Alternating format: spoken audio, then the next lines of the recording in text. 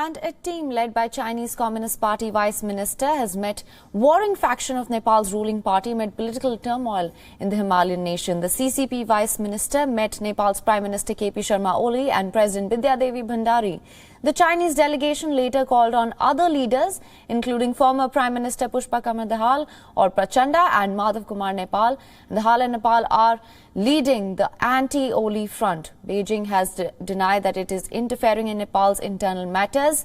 China's foreign ministry has said that the delegation is visiting Nepal to mark the 65th anniversary of establishment of diplomatic ties between the two countries.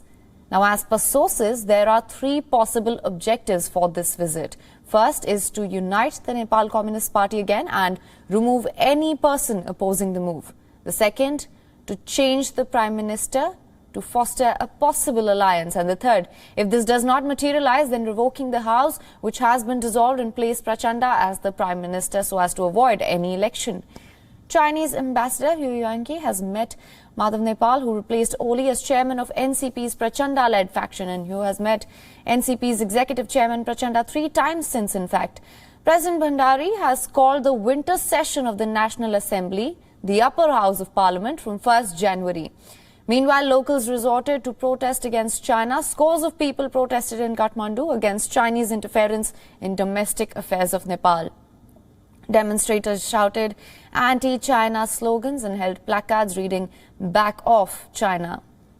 Now, Nepal plunged into a political crisis after President Bhandari dissolved the parliament at Oli's request.